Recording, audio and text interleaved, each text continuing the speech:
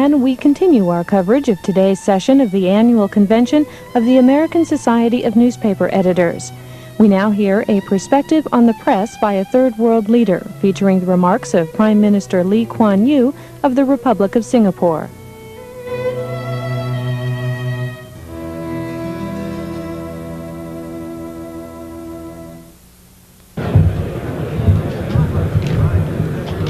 Good morning.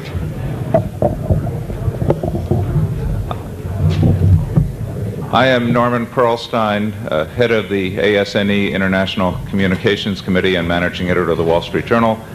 Could I ask you all to stand and pay our respects to Prime Minister Lee Kuan Yew, who has agreed to join us this morning.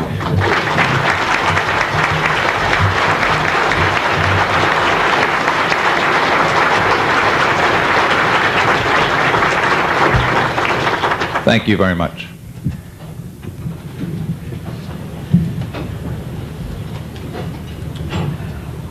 It is a privilege to welcome Mr. Lee Kuan Yew, the Prime Minister of Singapore. Mr. Lee was born in Singapore in 1923 and was educated at Raffles College there. He spent the Japanese occupation in Singapore and Malaysia, and from 1946 through 1949 attended Fitzwilliam College at Cambridge University. While in England, he became a barrister of Middle Temple. Mr. Lee returned to Singapore in 1951 and worked as a lawyer there. In 1954, he helped found the People's Action Party, which now controls all but one seat in Parliament. Mr. Lee became Singapore's Prime Minister in 1959. He was one of the Singaporeans who effected Singapore's separation from the Malaysian Federation in 1965. Mr. Lee became Prime Minister of Singapore against a backdrop of riots, hunger, and threats of communist subversion. During his tenure as head of state, Singapore has achieved what many, including the Wall Street Journal, would call an economic miracle. The country is known today for its commitment to free trade and for its annual per capita gross national product of about $7,000, one of the highest in Asia. At the same time, Singapore's attitude toward the press has gained it a less flattering reputation. In October 1986, the Singapore government began a process that cut Time magazine's Singapore circulation to 2,000 copies a week from 18,000. This action followed Time's refusal to print in full an article about political dissent in Singapore, refusal to print in full a letter from the Prime Minister's press secretary protesting a Time article about political dissent in Singapore. Time's full circulation was eventually reinstated several months after the magazine printed the letter in full. Relations with the Asian Wall Street Journal are a bit more complex. During 1986, the Asian Journal printed numerous letters from the Singapore government protesting coverage. In fact, as many letters as were received from government officials of the rest of Asia's nations combined. Nonetheless, in December 1986, the Asian Journal published an article about the prospects for a new Singapore stock exchange designed for trading second-tier stocks. Although it published a response from private persons involved in the project, the journal refused to publish in full a lengthy attack on the article and its author by a high government official. The journal did offer to publish a letter from the official that omitted the attack on the journal reporter and omitted allegations of errors that did not exist. No such letter was forthcoming. Instead, the Minister for Communications and Information declared the journal to be a newspaper engaging in the domestic politics of Singapore and reduced its circulation in Singapore to 400 copies from 5,000 a day. That prompted the journal to editorialize that the Singapore government's decision was a banana republic action beneath Singapore's stature in the world. The journal was challenging the ban in Singapore's courts. On May 26, 1987, Singapore's Minister for Trade and Industry, the Prime Minister's elder son, Brigadier General Lee Hsien Loong, explained Singapore's actions in a speech to an international press group. He said that, to start from first principles, foreign newspapers have no right to circulate in Singapore. Many Western newspapers and magazines do circulate in Singapore, but not as of right. Circulation is a privilege we grant on terms. One term is that they will publish our corrections and rebuttals. Foreign publications may naturally refuse these terms, in which case they can either not circulate here or have their circulation restricted. Singapore has also restricted the circulation of Asia Week, a publication controlled by Time Inc., and in December 1987, after publishing an account of a meeting between the Prime Minister and the Catholic Archbishop of Singapore on detention without trial of Catholic aid workers, the journal's sister publication, the Far Eastern Economic Review, was similarly gazetted. This despite the review's practice of publishing every letter written by myriad Singapore officials. The Prime Minister then added a personal libel suit against the Review in the Singapore courts. Rather than accept the Singapore government's severe limitations on circulation, the Review chose to withdraw all copies from distribution in Singapore and ceased printing the Review there. In response, the Singapore government passed legislation permitting designated persons to copy and distribute pirated copies of the Review so long as advertising material was omitted and no profit was made on the sale. A Singapore labor union is now doing that with government approval. A request by the Far Eastern Economic Review to provide all of its readers with an edition that it would provide was turned down. At the end of last year, American Society of Newspaper Editor President Catherine Fanning, protesting restrictions on the Review, sent a message to Prime Minister Lee which said, "We deplore this action as well as the continuing curbs on the circulation of Asia Week and the Asian Wall Street Journal. The Singapore government continues to take the downward path to repression in its efforts to limit the free flow of information and the free expression of ideas. We believe that this is unhealthy for Singapore, its neighbors, its trading partners, and the world. It is particularly sad that these restrictions are tightening just when other nations, including South Korea and the Philippines, are becoming increasingly democratic. We urge you to lift all such limits on the press immediately." We are most pleased that the Prime Minister has honored us by coming here personally to respond. May I please introduce the Prime Minister of Singapore, Mr. Lee Kuan Yew. Thank you.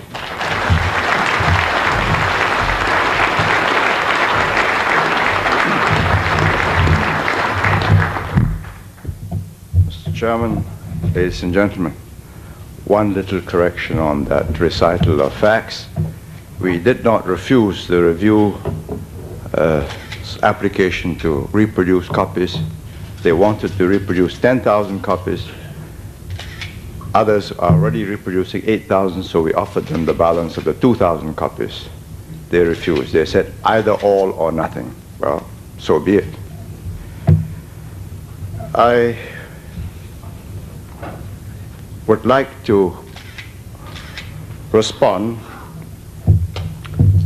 by taking as read a speech which I had prepared, but omitting the opening passages, because my chairman has very deftly brought us right to the meat of the problem, and I think I should attack the bone. In the U.S., the press enjoys considerable influence in political and public affairs. The U.S. model is particularly important. It represents the ultimate in terms of media freedoms and prerogatives. In March last year, the U.S. State Department explained in an aid memoir to the Singapore Ministry of Foreign Affairs that it deplored the Singapore government's action to restrict the sale of the Asian Wall Street Journal, despite the fact that the journal had refused to publish the Singapore government's reply to an inaccurate report. It was because Americans believed, says the State Department aid memoir, the press should be free to publish or not to publish what it chooses, however irresponsible or biased its actions may seem to be. The logic is that where the media are free, the marketplace of ideas sorts out the irresponsible from the responsible and rewards the latter. I want to point out that the U.S. model is not a universal standard. The media in other countries play different roles. These roles have grown out of their different historical experiences, their political systems, and their national temperaments. They represent equally valid functions which the press fulfills in different environments. A more appropriate model for the Singapore media would be the BBC World Service, which reports events impartially, but provides an interpretation from a definite perspective. In the BBC's case, the point of view of Western liberalism.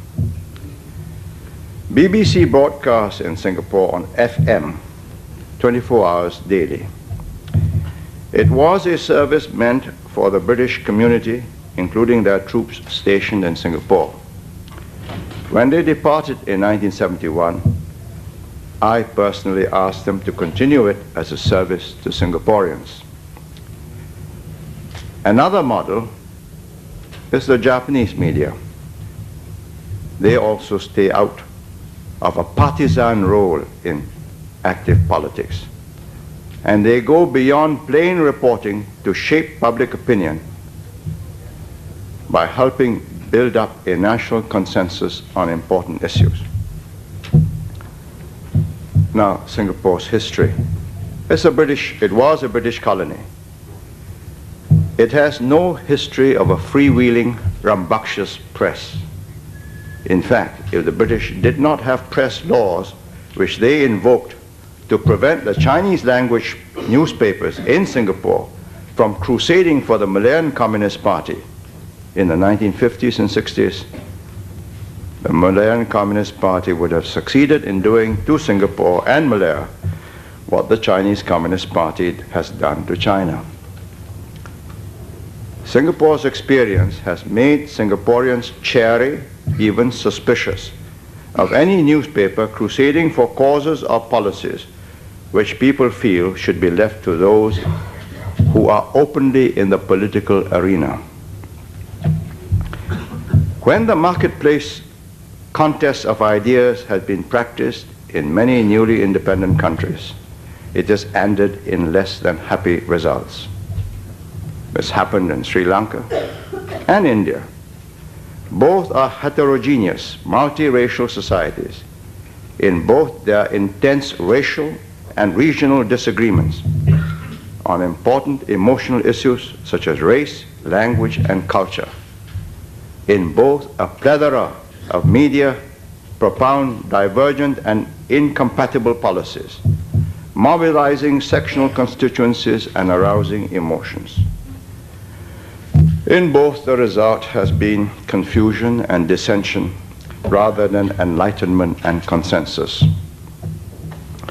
Similarly, in the Philippines, before martial law, it was an Asian version of the United States system. The Philippines press enjoyed all the freedoms, but they failed the Filipino people. A wildly partisan press helped Filipino politicians to flood the marketplace of ideas with junk and confuse and befuddle the people so that they could not see what their vital interests were in a developing country. And because basic issues like economic growth and an equitable distribution were seldom discussed and never tackled, the democratic system malfunctioned and President Marcos was able to declare martial law. Fortunately, a miraculous demonstration of people's power in February 1986 saved the country from impending disaster. Thus, whilst the US model of the press is good for the United States, as a universal standard, its applicability has not been proven. Singapore's case is unique, even amongst countries with colonial backgrounds. We do not have one press, but four major ones in four different languages, catering to four different segments of the population. In Chinese, the majority, Malay, Tamil, and English, which is the language of a small, educated British subject class. Each has different key values and worldviews. In the past, the English press took the standpoint of the colonial government. The Chinese press promoted Chinese language, culture, and chauvinism, looking to China for inspiration. The Malay press agitated for Malay rights and privileges and promoted Malay nationalism, identifying itself with the Malay Muslim communities of Malaysia and Indonesia. The Tamil press maintained ties of the local Tamil community with the mother country, Tamil Nadu, in India. Now imagine an island 1/5 the size of Rhode Island, 1/5 the size of Rhode Island, just over 200 square miles, inhabited by 2.5 million people, with over half its adults, first generation immigrants, people born in China, in India, in Sri Lanka, Bangladesh, Pakistan, Indonesia, and the rest of the archipelago. 75% are Chinese from 7 major clan and dialect groups, springing from South and Southeastern China. 15% Malays and Indonesians from the archipelago, 10% Indians, Pakistanis, Bangladeshis, Sri Lankans, Burmese, and Eurasians. We have never been one community.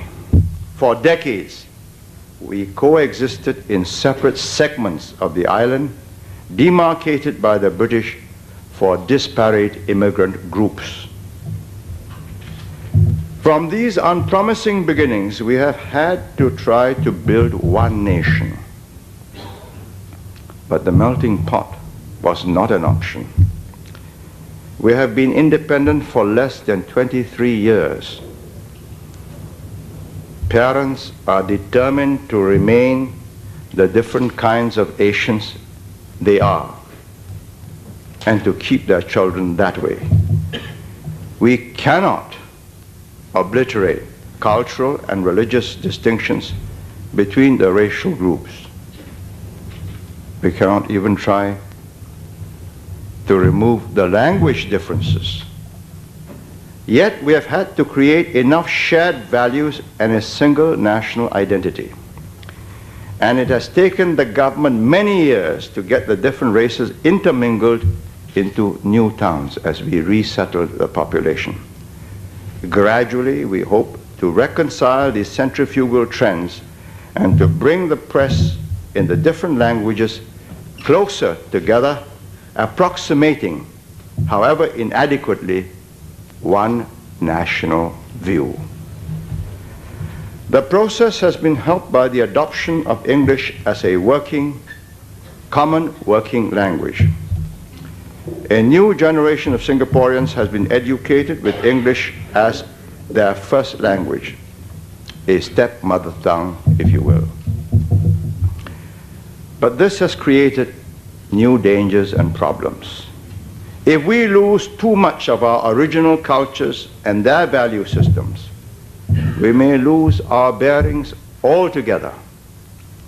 Singaporeans have to be Asians because Singapore is irrevocably a part of Asia.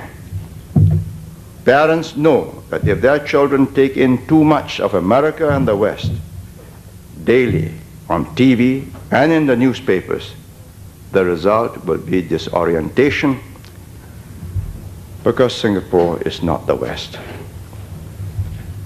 One value which does not fit Singapore is the theory that the press is the fourth estate.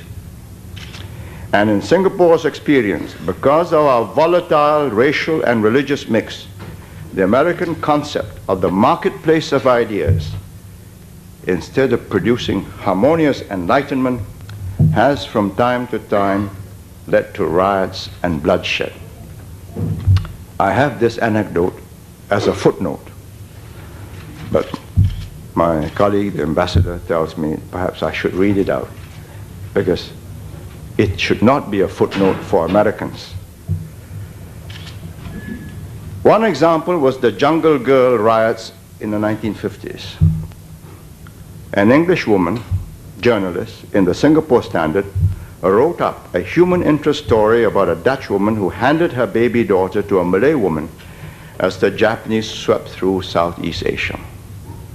After the war, the Dutch mother traced her daughter. In the meantime, she had been brought up as a Muslim. The Singapore Chief Justice, an Englishman then, sent the child to a convent pending his decision on the custody of the child. It was good, colorful journalism in English. Unfortunately, the Malay language press then took up the story from there, and hell broke loose. A Malay girl in a Christian convent, Muslim forcibly being reabsorbed to Christianity. Bloody anti-white riots broke out, and the Singapore police force, mostly Muslim Malays, went inert. In 1 week, 18 were killed, 173 injured, nearly all Europeans. Could it happen today? Because of the resurgence of Islam, the results would be even more disastrous. Recently, in November 1986, barely a year and a bit, Muslim Malaysians in Malaysia mounted demonstrations against Singapore because the President of Israel, President Herzog, was visiting us. It was said that the Singapore government showed a lack of sensitivity for the anti-Zionist feelings of their Muslim neighbors. Reports of these demonstrations in the press and on TV set off similar protests by Muslim Singaporeans in Singapore. Now, the foreign press. We welcome a free flow of information from abroad. It keeps us up to date with developments the world over. Foreign correspondents can and do report us to their domestic readers in America or Europe. In any way they choose. Of course, when they get important facts wrong, we write to correct them. But it does not matter to us what their ideological slants may be. But there is now a new development. Right up to the 1970s, Singaporeans were mainly Chinese educated. The foreign English language newspapers had few readers and little impact. It was Hong Kong-based Chinese language newspapers, pro-communist, which caused the problems. We banned all of them. We had to. In the 1980s, it was a turning point in the electorate of Singapore, from a mainly Chinese educated to now an English educated majority. In 1981, English displaced Chinese, Malay and Tamil to become the language of instruction of all schools and universities in Singapore. Now the English language carries with it, as I only know too well from my own personal experience, the cultural values of the British and Americans whose civilizations they encompass. But Singapore cannot model itself on America. It does not have the cultural, the historical, or the economic base for an American approach to life and politics. If you put 2.5 million Americans into Singapore, you will come to grief with your neighbors and the rest of Southeast Asia within 6 weeks.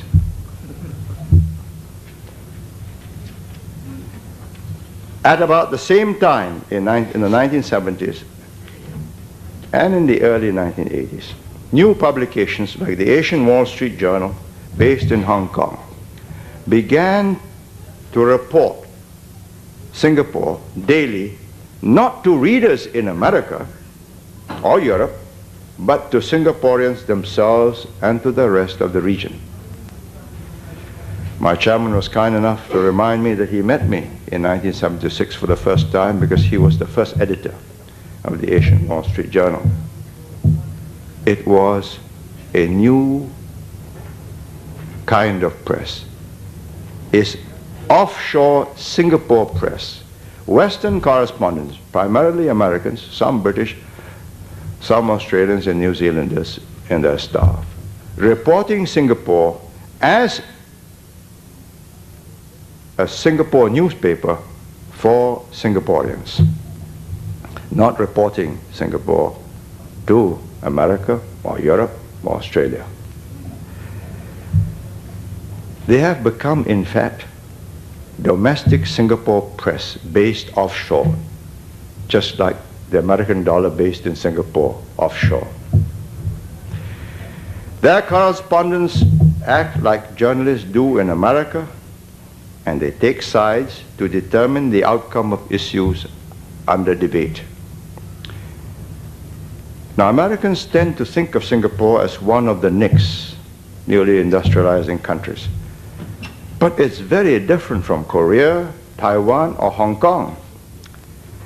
They are racially homogeneous speaking peoples, ethnically, linguistically, culturally.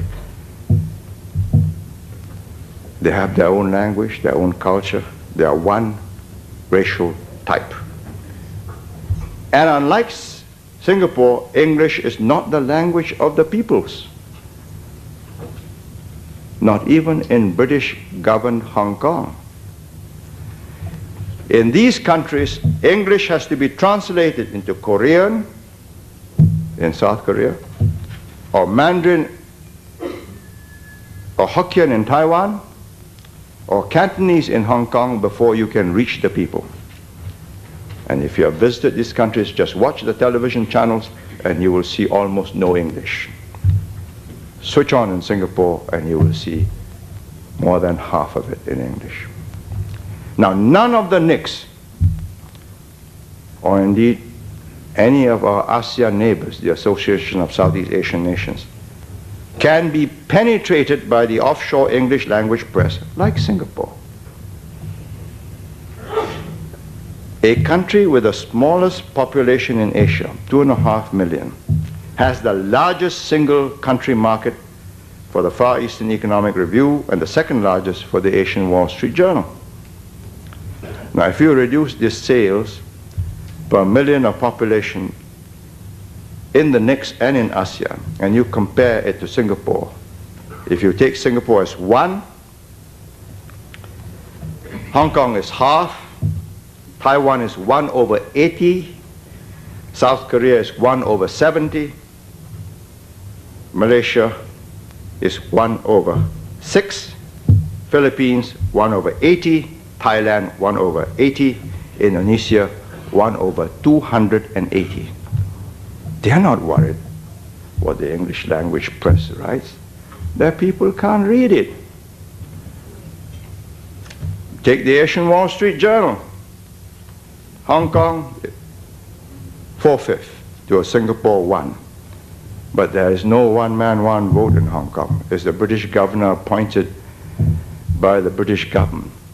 And I would suggest to the Asian Wall Street Journal that there might be a change in the complexion of the environment when Hong Kong Chinese takes over the self-government or the self-administered region in 1997, or perhaps even before. Taiwan 1/20th, South Korea 1/40, Malaysia 1/14. But the votes are not with the English reading in the towns, but the Malay reading in the countryside. The Philippines 1/40th, Thailand 1/50th, Indonesia 1/30th. Now the position of the Singapore government.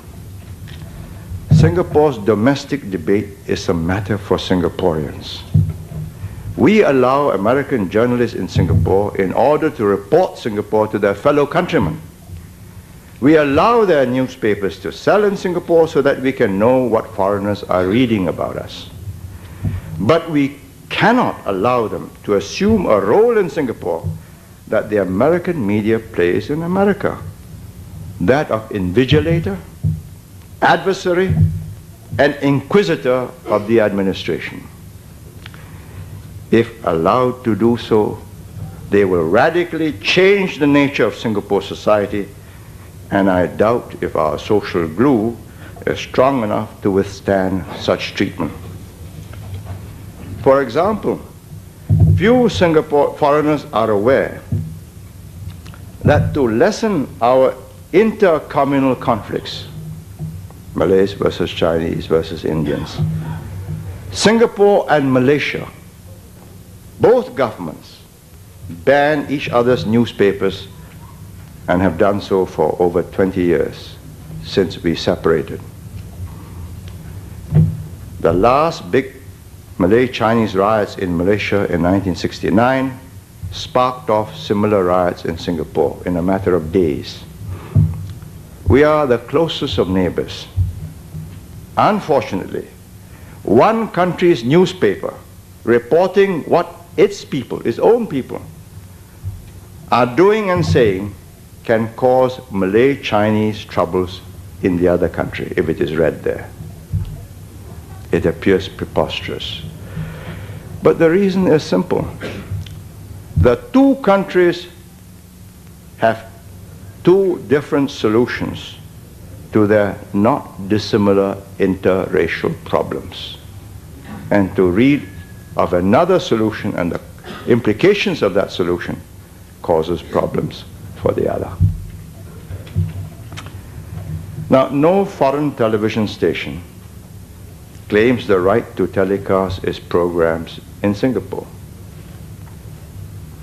Indeed, you know that the FCC, the Federal Communications Commission, bars foreigners from owning more than 25% of a TV or radio station. In other words, only Americans can control a business which influences American public opinion. Thus, before Rupert Murdoch purchased the independent TV stations of the Metro Media Group in 1985, he first had to take up US citizenship. That's given me a good idea. I must require the journalists in the Asian Wall Street Journal to take up Singapore citizenship. Now, if a mighty nation of 250 million Americans finds such a safeguard necessary, what about a plastic, unformed, small society like Singapore? As for the US print media, I remember reading in 1976 that the South African Ministry of Information was negotiating covertly to buy the Washington Star to soft-sell apartheid. When the story broke, a storm broke out in Washington and the purchase fell through. Americans were outraged at this South African attempt to soft-sell apartheid in America's marketplace of ideas. But apartheid is patently abhorrent. If, as the State Department wrote to us, the marketplace of ideas automatically separates the good from the bad and rewards the good, why be outraged at South Africans wasting their money trying to propagate and sell the bad when it was doomed to failure? Now, when Americans react in this way, is it surprising that Singapore feels it cannot take chances with the offshore press taking sides in Singapore's domestic debate? I need hardly remind my chairman that circulation in Singapore is a privilege granted by the Singapore government on Singapore's terms. The terms are that they should report us as outsiders for outsiders, i.e., do not become a partisan in our domestic debate. If they do not want to accept these conditions, they do not have to sell in Singapore. Now our disputes with the four press. In the last 1.5 years, we've had to restrict the circulation of Time, Asian Wall Street Journal, Asia Week, Far Eastern Economic Review, all Hong Kong-based publications. Disputes with 3 of them, Time, Asian Wall Street Journal, and Asia Week, have been over our right to reply. All 3 published inaccurate reports. The government wrote to put the facts straight. Time and Asian Wall Street Journal refused to publish the government replies. Asia Week published the reply, but without our consent, tampered with it and attributed doctored version of the letter to a spokesman of the Singapore government. Part of the freedoms that the press has acquired when it goes offshore. The Far Eastern Economic Review published a story which was not only false but also defamatory. I had my press secretary write to them twice. It's a weekly, so there was plenty of time to think it over, to substantiate or to withdraw the allegations. They refused to do it twice, either to substantiate or to withdraw, despite my secretary stating out the facts, countering the allegations they have made, and being ready to prove our side of the story. They left me with no choice but to restrict their circulation. But that was not good enough, because my voters have read of me cheating or conning my archbishop to saying things which he obviously never intended to say, which would lose me a lot of votes with the Catholics. So I have to sue them for defamation, libel, in order that the facts will be litigated, and either I am a liar or the Far Eastern Economic Review is a purveyor of falsehoods. And in Singapore, our cases go right up to the Privy Council in London. These are printed words, they're not orally spoken. There's no question about what was said. There's also no question about what we say took place, because that's also in our letters in print. Now, the government could have simply banned these publications, but it would have been an overreaction. We have never banned any publication other than the communist ones. We try very hard not to, amongst other reasons, to deny these publications the moral high ground that we are afraid of what they say about us. Now, since sales is one of the principal motivation of these journals, we thought it was sufficient if we restrict their sales of advertisements. In fact, we offered the Asian Wall Street Journal the right to sell without advertisements, and they turned us down. The argument was the advertisement is a part of the newspaper. That's also the right. It has the right to circulate. Now, restricting circulation does not deprive Singaporeans of access to information. Once a few hundred copies are available, anyone who needs any information can make a photocopy for himself. Alternatively, he can buy an advertisement-free copy of the journal, since the law, as we have now amended, allows individuals to reproduce and sell copies of restricted journals, provided all advertisements are removed, and the person doing so makes no profits from his service. The whole object of this exercise is a test in wills. Who has the right to publish what in Singapore? That is what it is all about. It's not about copyright. It's not about freedom of the press. It's about the right of a foreign newspaper and its correspondents to participate in Singapore's domestic life. Simple and straightforward. By not allowing these journals to increase their sales, we have achieved some concessions. Both Time and Asia Week, after considerable delay, relented and published the disputed letters in full. So we restored Time's circulation, and in due course will restore Asia Week.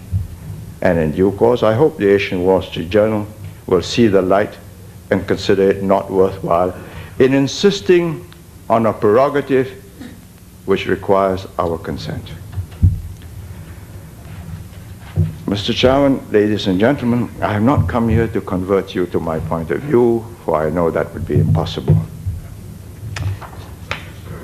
All I aim to do is to persuade you that the Singapore government's position is not irrational, that we seek no quarrel with the foreign press when we require them to remember that they are observers and not participants in Singapore's domestic politics. Thank you.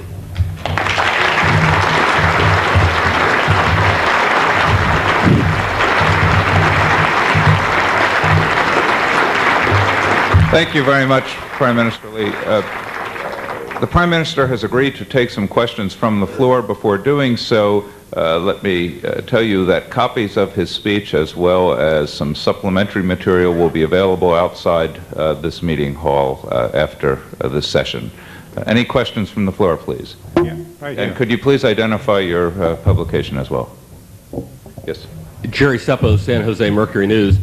Sir, as I understood it, you said that in several Asian countries, a free and rambunctious press, as you called it, has caused problems. And I understood you to say that in the Philippines, in a way, despite a free press from time to time, people power managed to overthrow the Marcos regime. That is different from what I understood. My understanding was that disclosures, in some cases by the American press, printed both here and reprinted in the Philippines, helped stimulate that people power, if you will. Do you not think that a free press helped overthrow the Marcoses?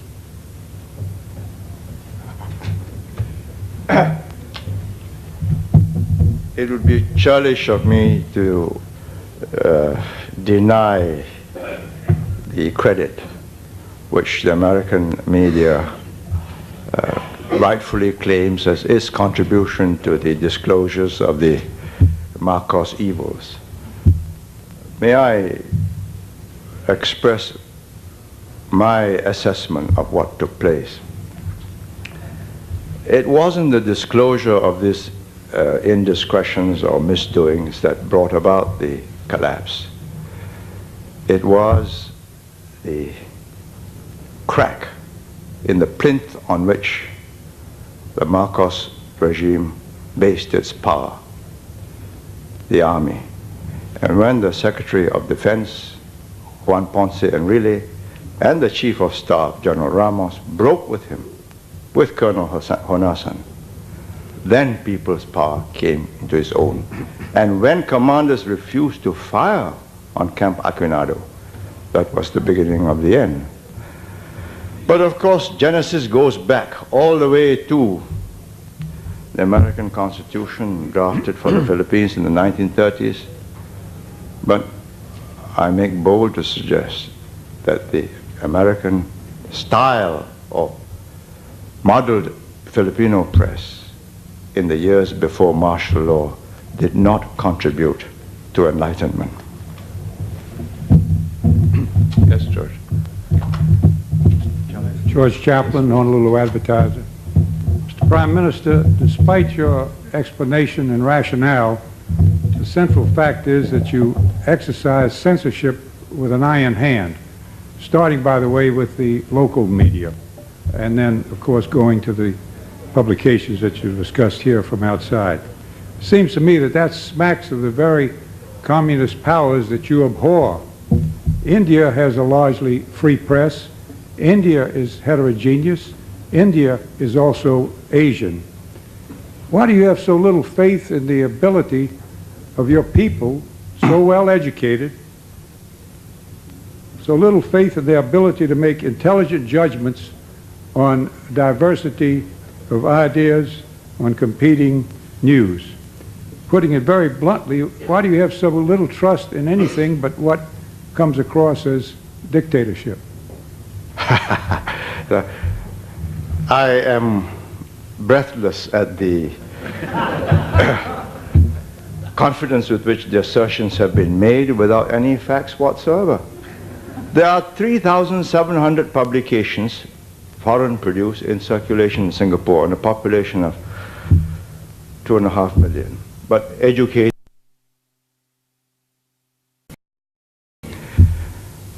I don't want to go into the intricacies of the Indian media, but I would only like to add that the Indian newspaper editors whom I know and some of whom work in Singapore do not consider that the Indian press is free because they can't buy the newsprint, amongst other reasons, if they get difficult.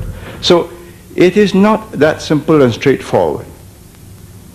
When you have a multiracial, multicultural, multilingual situation, not a multiracial but a monolingual, monocultural situation as in the United States, where different groups have joined a majority culture and language, then you have divergent centrifugal forces.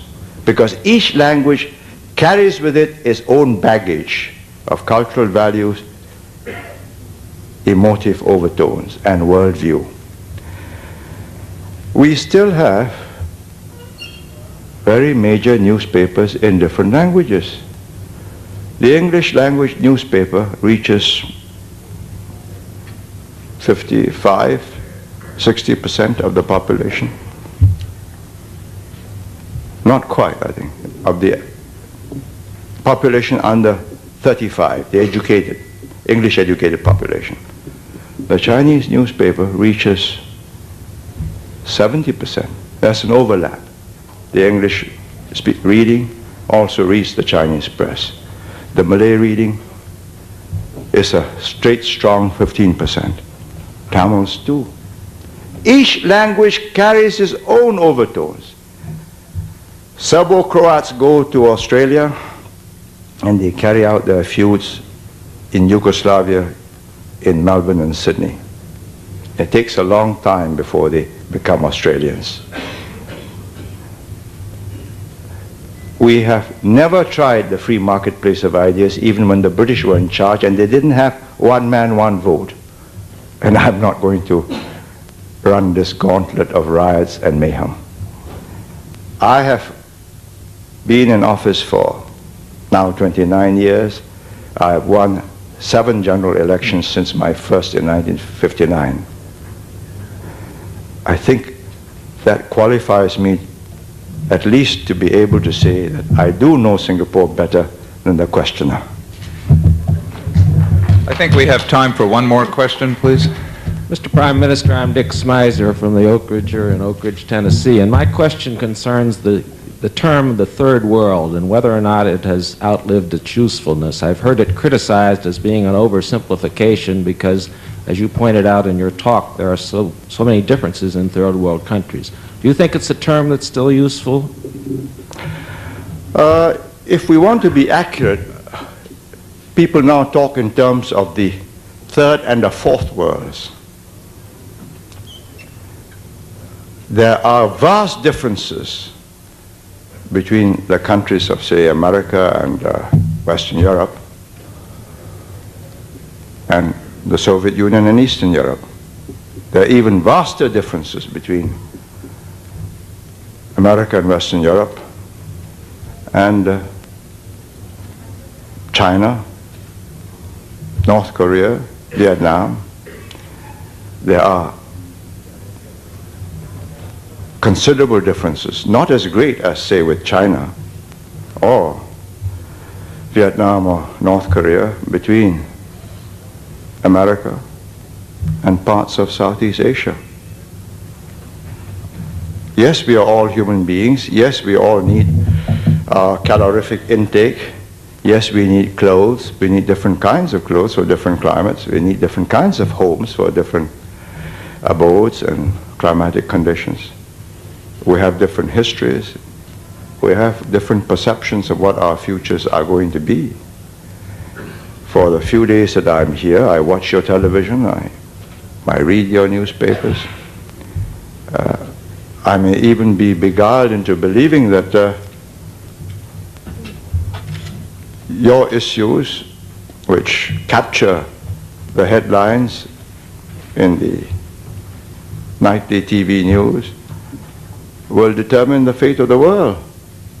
But I have to shake myself and remind myself that, yes, what America does in a presidential election is going to determine what her policies will be on free trade or protectionism, on providing security for Asia and the Pacific region, policies towards Japan, Korea, South Korea, Taiwan.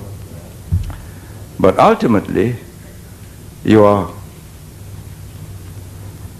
the largest single factor, but not the total equation.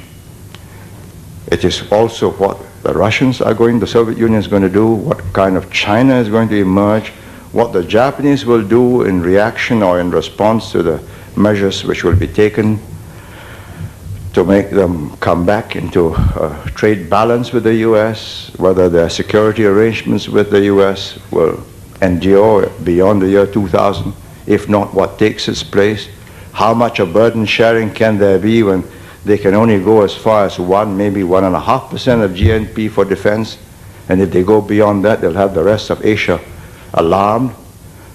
So it's going to be a very different world. You can recover your elan, you can stand tall, you can make new breakthroughs into space and high technology. I have to remember that my neighbors are still in the paddy fields, that I am in Southeast Asia, that even a few not skyscrapers, but just a few high-rise buildings in Singapore can become a kind of an affront to rice field cultures. And therefore, it requires a different presentation of our relationships and our role in the region. So, if you ask me, can you classify them into first, second, and third worlds?